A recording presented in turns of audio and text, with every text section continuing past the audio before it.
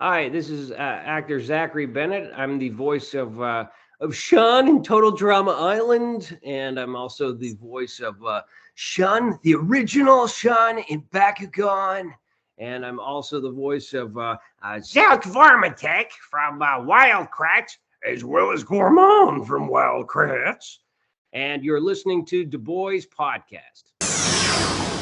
No, Dan, that battle was for me, for my own selfish reasons. I gave up this game and I thought it was for good. Now I'm not so sure. I'm sorry, Dan. I tried. See, little guy? To survive this game, you gotta use your head! No! I said head, not brain!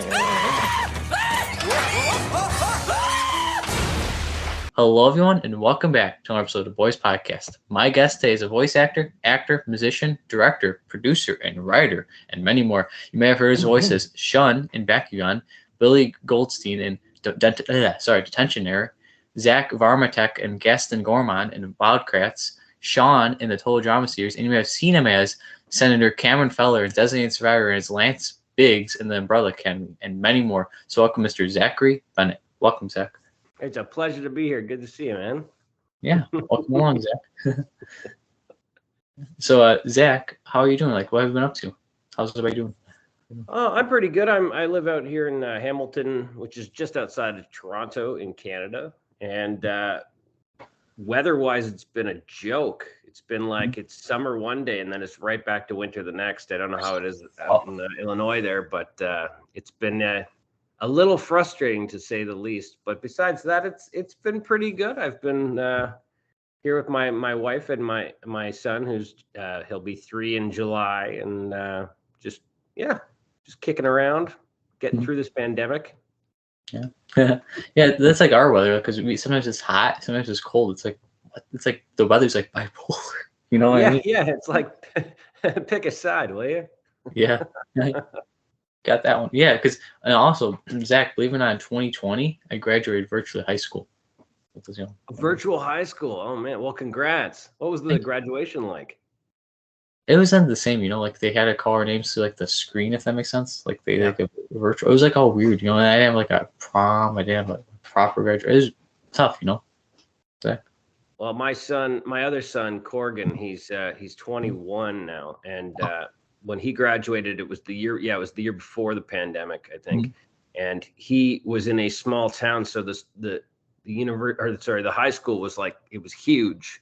So the graduation ceremony, I think it took like 4.5 hours. And it was in a gymnasium with little fold-out chairs. And my wife was very, very pregnant at the time and was in a lot of pain. So I'd take a virtual one over that any day. Yeah. Wow. That would be like, oh man, that's too long. Oh, I understand. Oh man, that'd be too long for it. Yeah, oh my. Right? Yeah.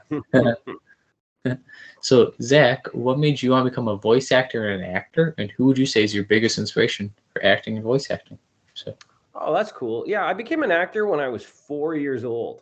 I moved to Toronto from a smaller town called London, Ontario. And I moved with my 2 older siblings and my mother at the time, and my father. And my mom actually wanted to be an actor.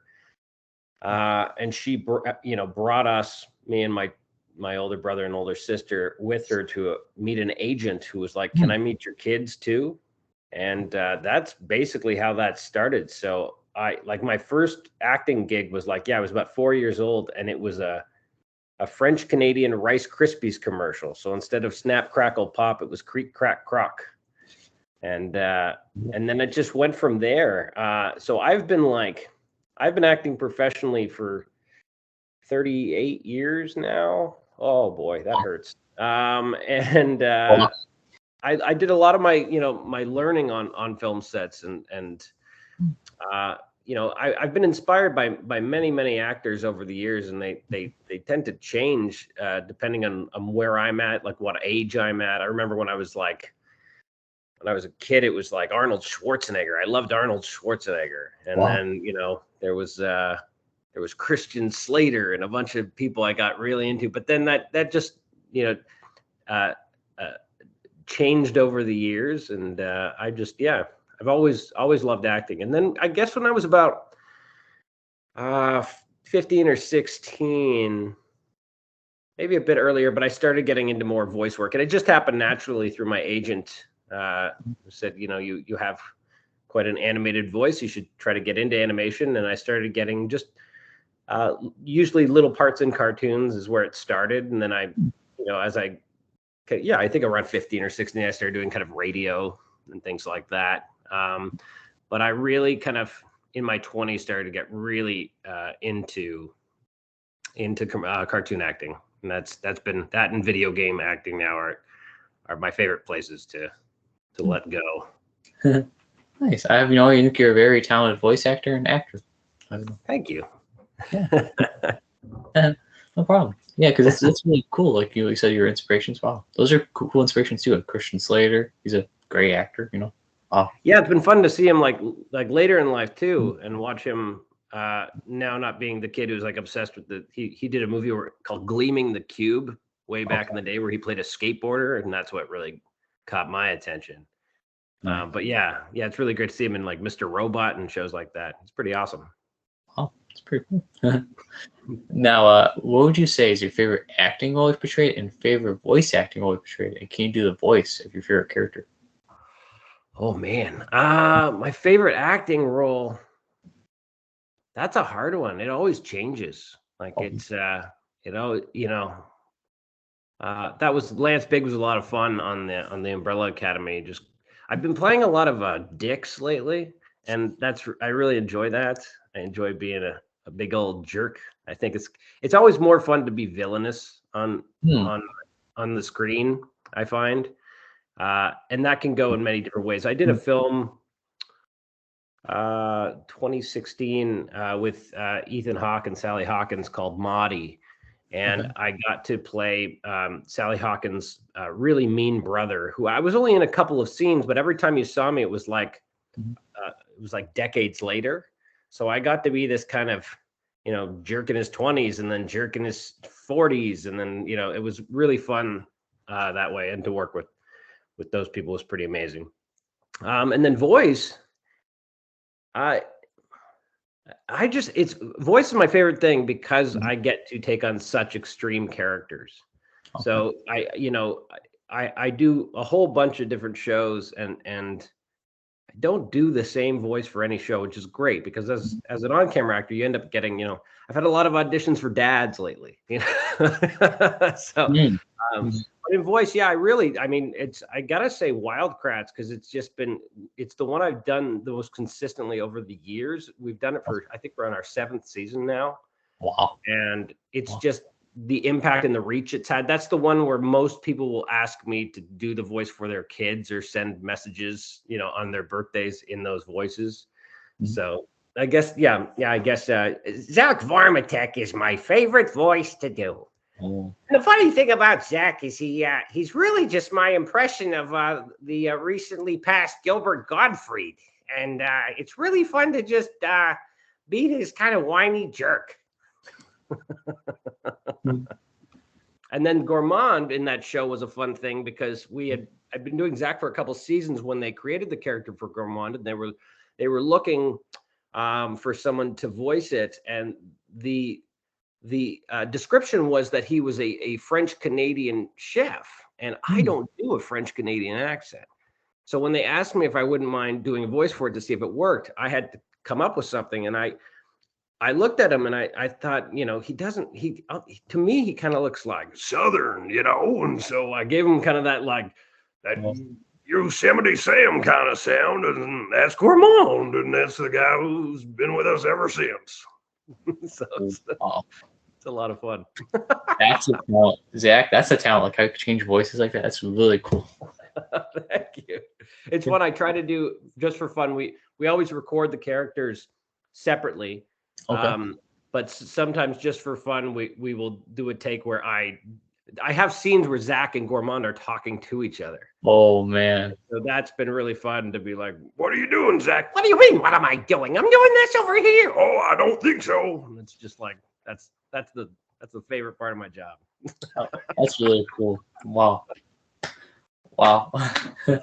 Thank you. Now, if you don't mind, for the viewers at home, me, sorry. Yeah. Can you do some of Shun from Bakugan and some of Sean from Total Drama? If it's possible. Yeah, Shun. Was Shun like this? I think Shun talked like this, right? Shun Sorry. was so long ago. I have a hard time remembering, but I think it was something up in this range. And then, yeah, we were just talking about Sean. And Sean's more, yeah, he's just up here. He's just like really excited. No, he's freaking out about zombies. Is that right? Sorry, Zach. Wow. That's really cool. Sorry. Thanks. Wow. And I find it cool too. Like you said, Zach Varmatek, like you like voicing. Your name's Zach, and his name's, that's pretty cool. Yeah, and I think I auditioned for that when it was just a pilot, when it hadn't been picked up as a full series yet. And I did the pilot. And when I got the role, I think I'm right about this, so long ago, but I think they actually ended up just not knowing what to call him and just calling him Zach because my name was Zach. They're like, well, it fits. You're Zach, he's Zach. So yeah, there you go. That's pretty cool. And then there's like, I don't know if you noticed too, Sean and Shun. They kind of like sounded like, if that makes sense. Right? I'm being typecast here. What's going on? so the next character, Sean. Yeah, exactly. It's really cool though. Wow. Awesome. Now, favorite Total Drama character other than Sean? You choose. Oh my goodness. I guess I'd say Jasmine just because I like how they go together so well. And I just watched her punch that shark out and laughed pretty hard at that. I didn't see that coming. She's and the height difference makes me smile a lot. That she's the big strong one of the two. She's that's pretty cool. Yeah, I don't know if you know it new too, like the one that plays her, Katie Bergen. She's actually now like a therapist. Did you know that? She's now a therapist? Yes. Oh, very cool. Yeah, no, I haven't seen Katie, I don't think, since we did that. That's very cool. Yeah. It's pretty cool. Like, wow. Like, did you like, no, sorry to ask you like side question. Did you like work like with anybody like on set when you did Total Drama? Like, or not on set, but like in the studio? If that makes sense? Yeah, with Katie. I remember working with her. Usually it's just pretty, it's funny with animation, when a show starts, Total Drama is different because it's kind of an anthology. Like it always changes its cast. So I don't remember us doing anything as a big group. We might have, again, I apologize, it was a long time ago, but in a lot of shows that they start with season 1 with a group of people who are going to be in every episode together, they do try to record as a group at least the first episode. And that's super fun. So I did a show, Zuzu Pets, I remember I did, where I played the dad on that show. And that was just a great ensemble cast. And we all got like all the Zuzu Pets were there, and then the humans as well. And we all got to work together and kind of try not to crack up on the mic and ruin someone else's take. Excuse me, but it was it's usually a very isolated solo situation as a voice actor, just so that they can keep everyone's work as clean as possible, and then they can edit it all together. So like, yeah, in Wildcrats, I've done this for so many years, and I have like friends on the cast like Jonathan Malin, and like I don't see them. The only time I'll ever see them is literally if my session is at the beginning, if our sessions are back to back. So one of us comes out of the booth and like, hey, how's it going? So yeah, it can be really fun though when everyone's in the room together, for sure. But I remember, yeah, I did at least one session with Katie to get the chemistry down with the two characters. Yeah. Nice. Yeah, that was a good like power couple, Jasmine and Sean. That's right. Nice. Did I win? Yeah, you did. You did. Okay, win. good. You did win. I was gonna ask you, how did it feel when you won? Oh. It was one of those. I think I knew I won. It's just that we had to record. Who was I? Was it Jasmine that I was against? You were against Sky. Or Sky, and so Sky and I had to because it was, I think at the time that it came out, you voted. There was actual fan voting to decide who won. That's what I think I remember. Again, it's a long time ago. but I'm glad I won. Woohoo! All right, man. Cool. That's really cool. And you finally got your bunker because that's what he wanted to spend his money Yeah, exactly. That's where he is to this day. And I'm still safe. That's really cool. I'm sorry. Wow. Now, I don't know if you heard too, Zach, there's actually be 2 new seasons of Total Drama. Did you hear about that? No. Yes, 2 new seasons. They announced like, I don't know if it's gonna be like a new cast or they might bring back some people from like other seasons or they don't know yet. Like an All-Stars thing. Oh, cool. Yeah, that'd be cool if Sean comes back. You know? Hey, it would be. Yeah, that would be nice. Hopefully, we get the call. That'd be cool. I'll be like, oh my God, Sean, he's back. He's back. Is he still wearing that stinky toque? We'll find out. Now, my next question is my niece actually came up with this question. Do you know the character Ezekiel? I don't know if you know that character at all in Total Drama. He was like a guy with the toque. He was like a human, but he turned like into like a creature looking thing. Do you remember that character? Maybe it's not ringing the biggest bell, but I can look it up. Who Ezekiel? played him? Do you remember? Oh, Peter Oldring. Oh, Peter. Okay, cool. So, do you remember that character at all? A little, like it's vague to me, but why? Because she wants to know how does Sean react to him? Oh, how would Sean react to him? Because he's like a creature-looking thing, and he might be like, because he's no, it was a zombie. He'd run. You wouldn't even see him. You just see that. You'd see oh man, and the puff of smoke, and he'd be gone. He'd be in a tree somewhere. Yeah, because my niece wanted me to ask you that because like she said, can you please ask him this for me? There you go. That's my answer. Now, sorry to go off. How what was the audition process like for Total Drama? Like, did you go in knowing what the character like? Usually, I hear like people see like a picture of the character. Like, how was it? That's so important as a voice actor to see a picture, and it is not all the time that you get one. A lot of the times you'll get just a description of them.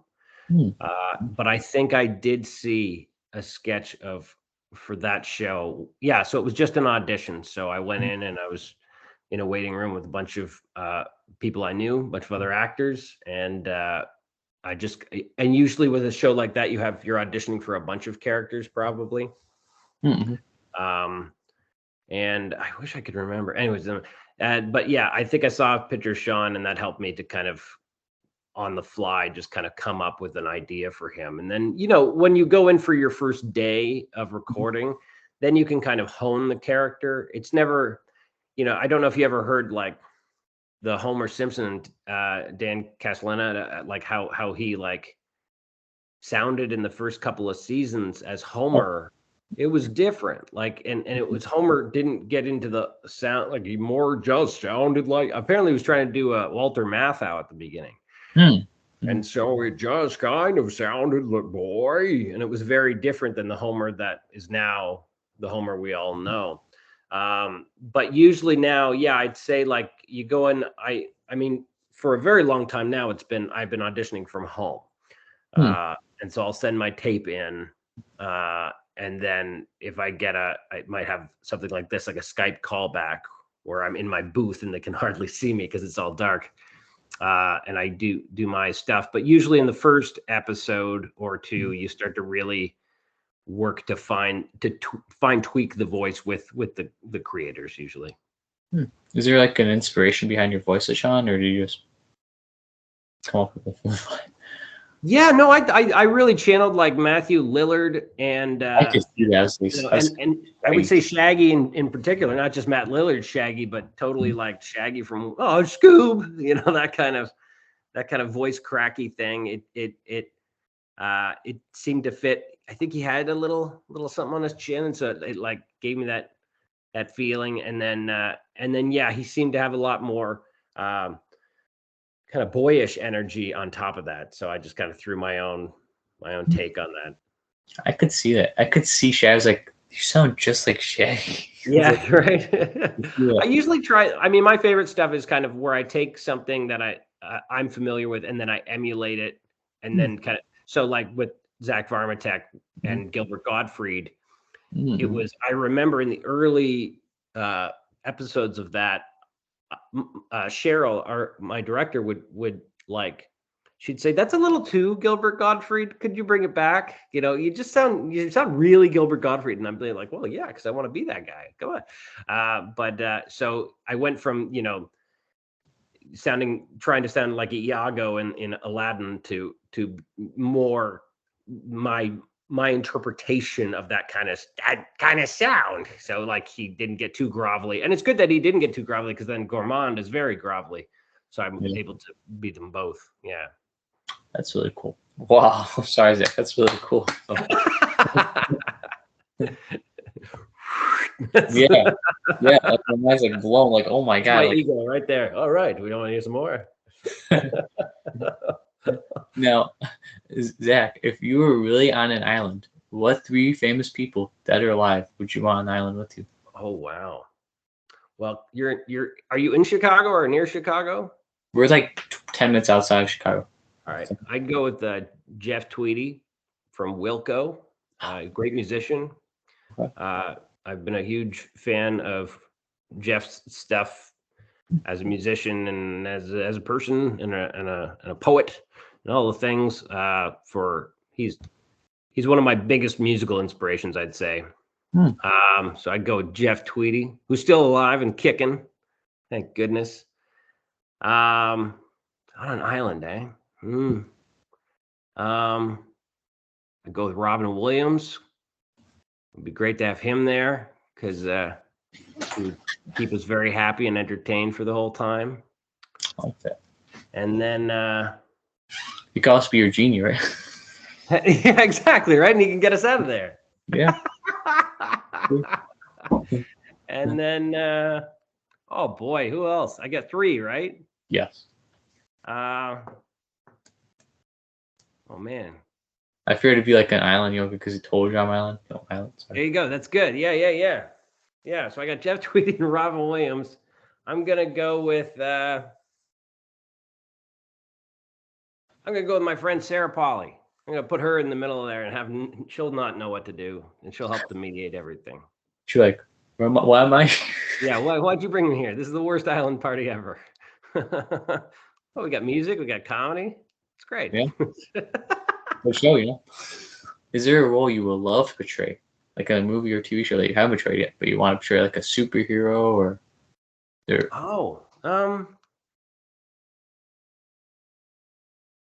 I've had the privilege to kind of have so many different characters over the years. I think, superhero wouldn't be I wouldn't necessarily. I guess maybe it might be fun. It looks like a lot of hard work.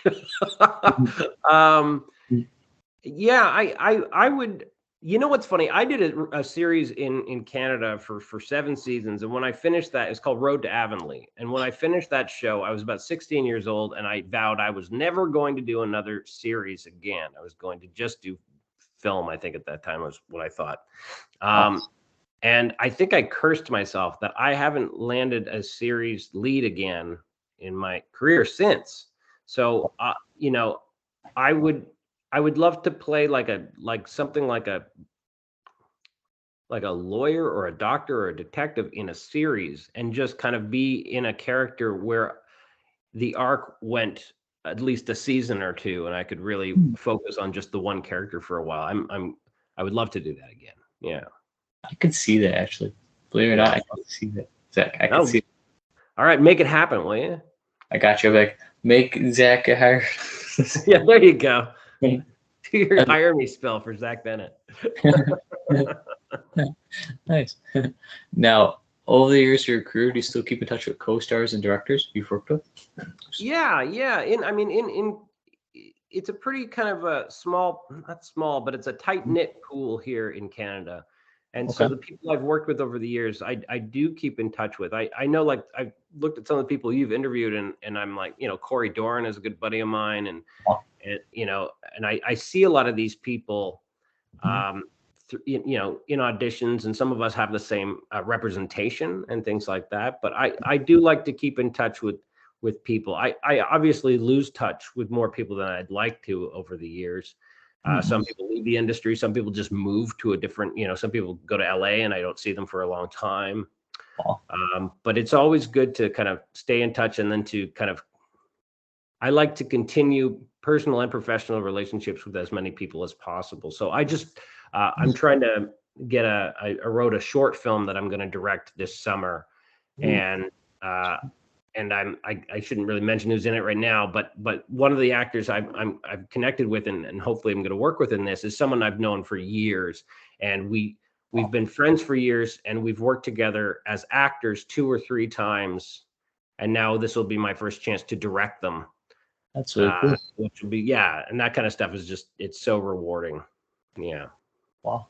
That's really cool. And I'm assuming you know Corey maybe from Wildcrats, or I'm assuming, or I'm sorry? You know Corey Doran from Wildcrats, or? Oh yeah, I knew Corey Doran from way before Wildcrats too. We actually have the same agent, so we would and at our agency, we would before the pandemic, we would go to the agency to audition. Like sometimes they would have sessions for things, so we'd see each other there.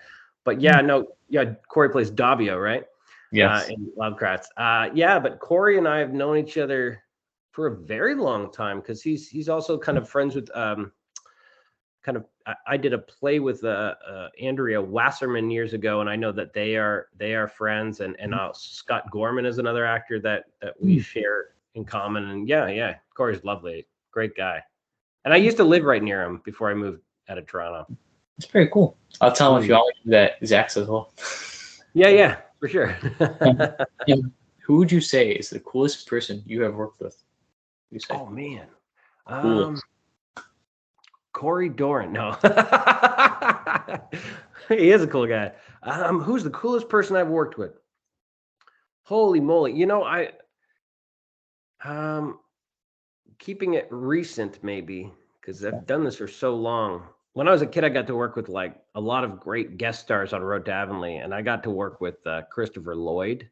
And that was that was like working with Doc. You know, he was amazing. He still is amazing. You see him interviews now, and he's still totally together and just such a wonderful man. But like he taught me, I must have been 11 years old when I worked with him, and he taught me humility. And I grew up around fame, okay? And I've never wanted it because of that. It's not something that I aspire to. I love success. I love performing, but fame itself is never something that has interested me, because I've just seen how detrimental it can be to one's life and one's career. And someone like Chris Lloyd he taught me how to remain humble and how to keep your humility in the face of anything. And he was just so gentle and sweet with everybody on that set. That was amazing. And then recently, I'd have to say, Sally Hawkins. I know I brought her up recently before, but working with Sally was just an unforgettable experience. She is an exceptionally focused and sensitive artist. And I mean sensitive in the way that she is connected emotionally on such a level that you can only meet her there. It's a welcoming sensitivity. It is, and she played this artist Maud Lewis, and she brought such life to this character, and she was such a collaborative person, and so was Ethan Hawke. Actually, they were both extremely collaborative artists. So to work with them was just it was so wonderful to have any kind of insecurities or inhibitions just kind of melt away, and we could all just get down and do the work we loved. And it was something extremely special. Yeah. It's really cool you work with Christopher Lloyd. Like, oh my God, you know? Yeah. It's something I'll never forget, for sure. I can tell though, Zach, you're very humble and very cool. So. Oh, thank you. Yeah. I think I love what I do, and I am very privileged to be able to do what I do. And I know there are many artists out there who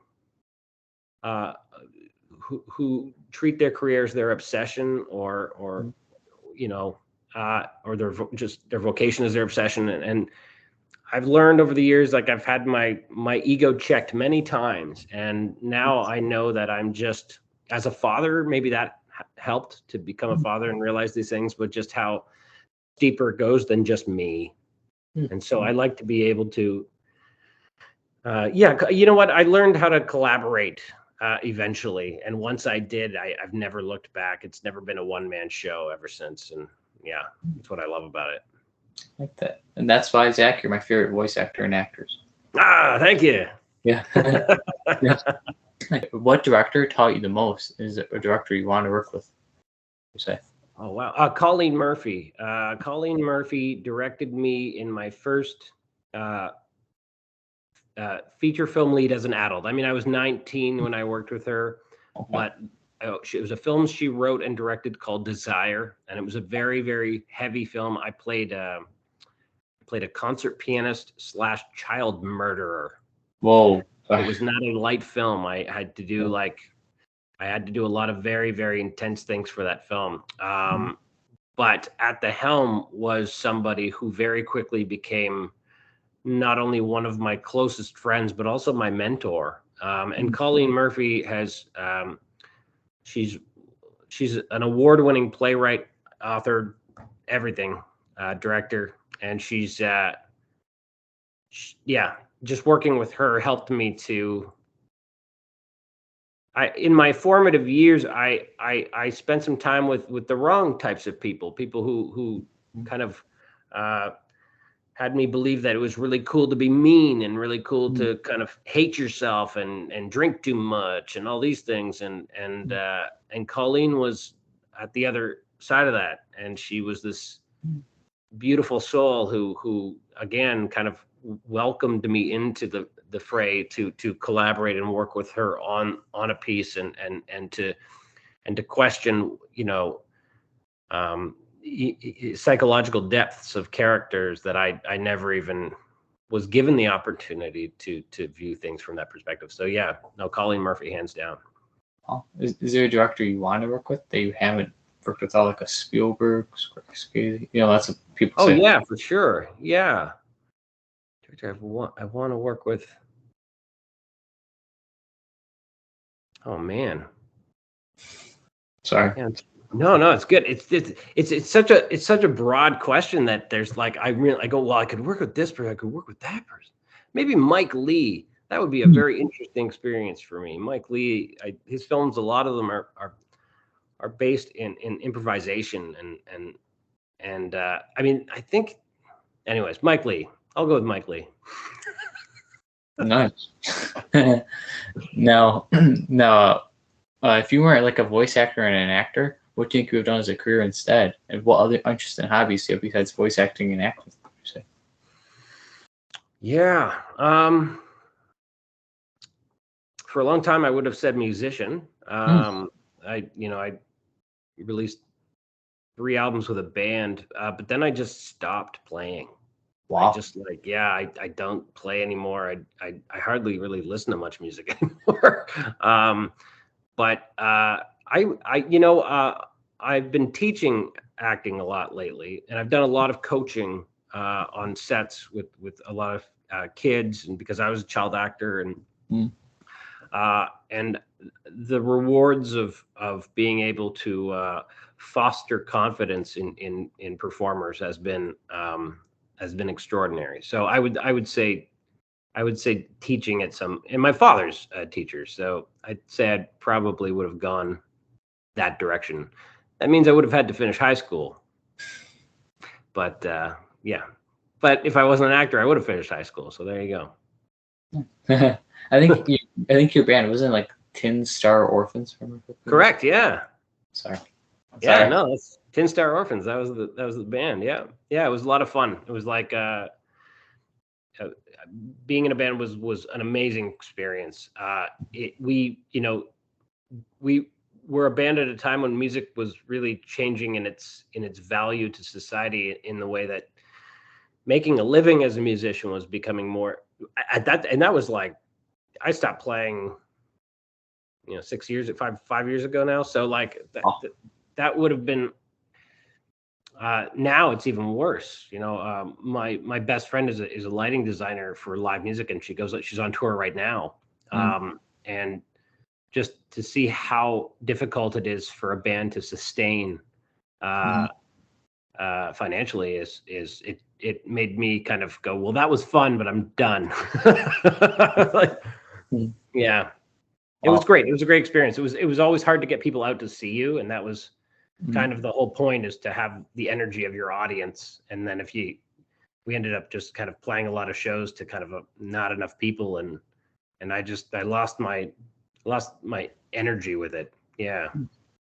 I think sorry to go off topic. I think Tin Star Orphans, weren't they called Yonder before? Correct. Look at you. Nice. Yes, we were called Yonder. Our first album, I recorded and released it independently.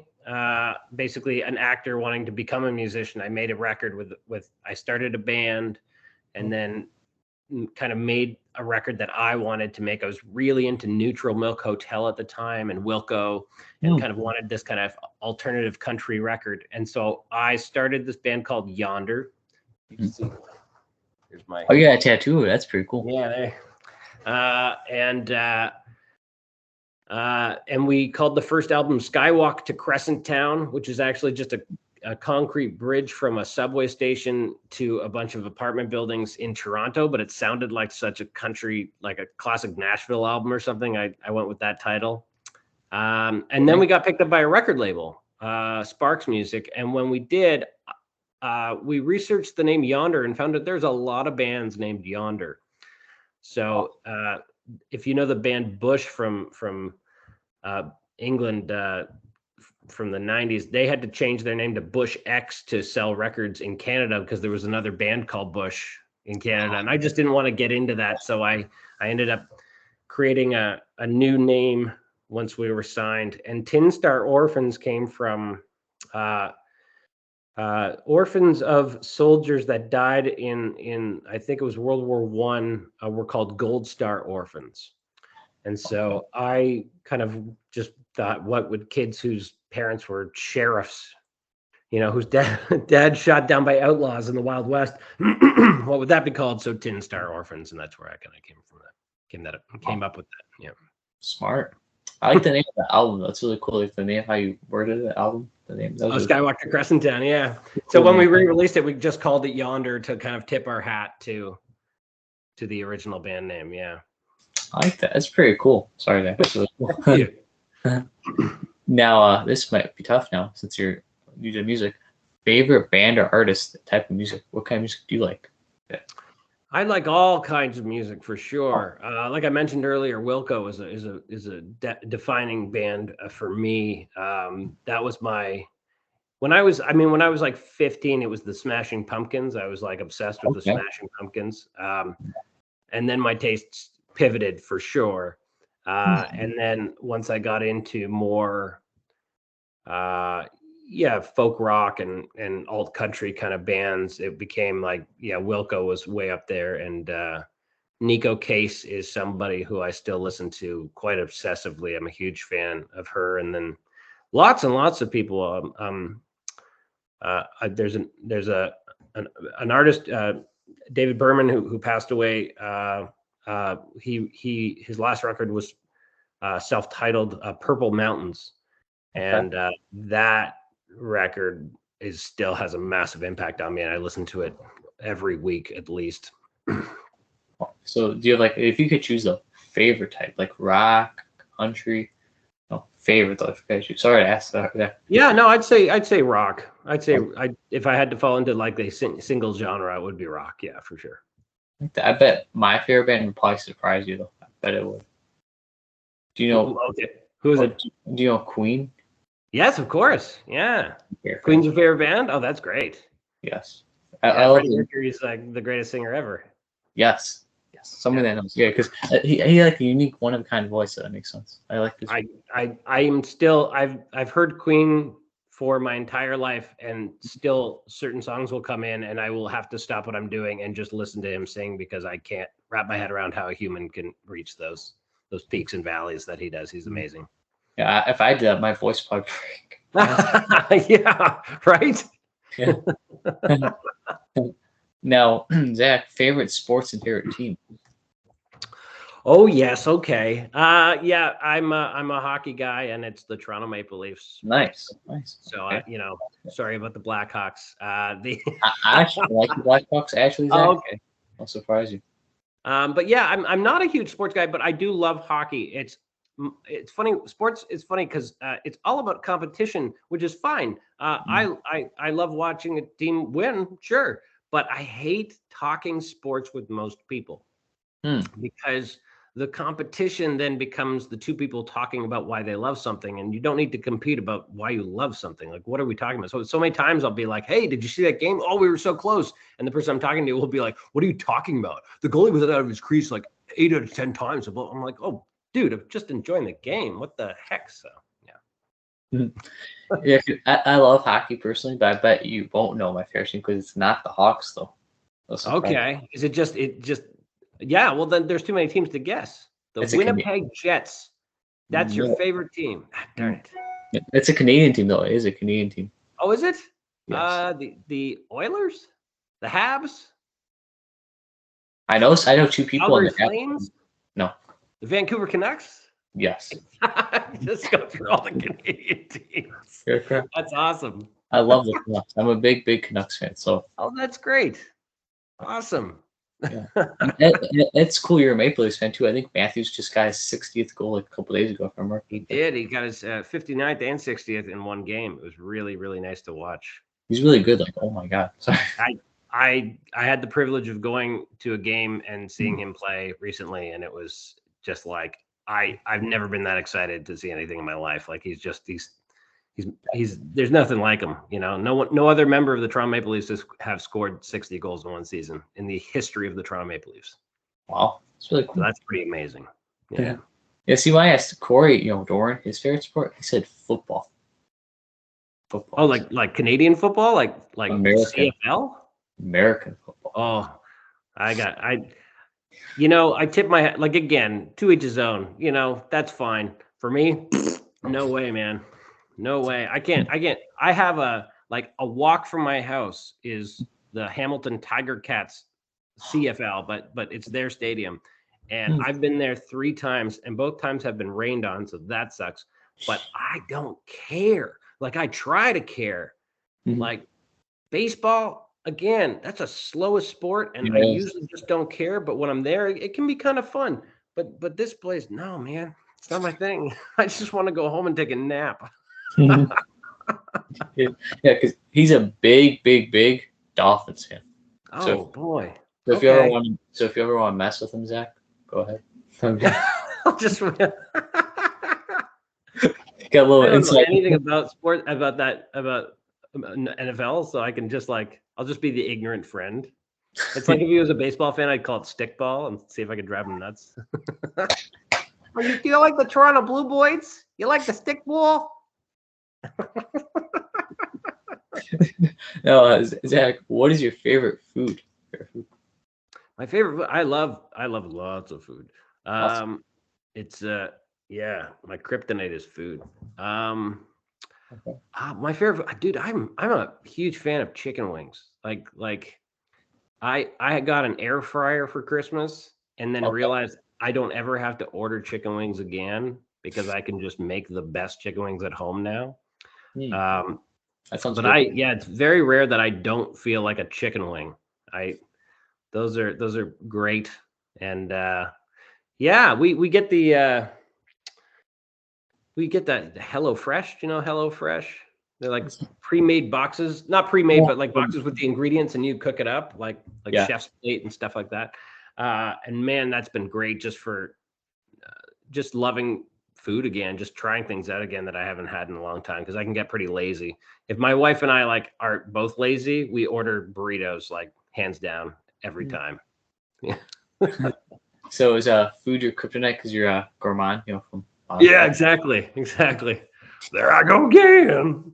So he tries to kill endangered species to make his meals. Yeah. He's a real jerk. Now that things came back to normal, do you have any projects that are in the works? Any projects that come up? Do I have any projects? I'm doing like I do have a project. Unfortunately, a lot you can't talk about these days because Oh, of NDAs. NDAs. Yeah, yeah. I am. Yeah, I'm doing lots of different things. I'm doing I'm working with Ubisoft. I can't talk about that stuff unfortunately because that's all under wraps. But that's been a lot of fun. Being in video games. Actually, well, like the one I can talk about is I'm in the Far Cry 6. Yeah, there's the DLC for that. There's 3 parts, and one of them, each part is from a previous game. And the one I'm in is Collapse, which is the Far Cry 5 DLC, and that was a lot of fun to do. And what else am I up to? Lots of cartoons, but it's again, I don't know where they're at on releasing or not. The most fun thing I've done in the last couple of years was there's a cartoon called Esme and Roy, which is a really sweet show, and I get to be this. Esme and Roy are monster sitters, like babysitters, but they babysit monsters because Roy's a monster, and they babysit my kid. I can't Tilly, my daughter, and I get to play Tilly's a Plink monster, and I get to be Mr. Plink, her father, and that's a really fun voice because he's just a kind of a sad little father as well. He's a single dad and he works real hard. And hey, how's it going? And it's just like this, like he's just this like adorable little pipsqueak who's always running off to do his favorite sports and stuff. Well, I gotta go. I'm gonna be late.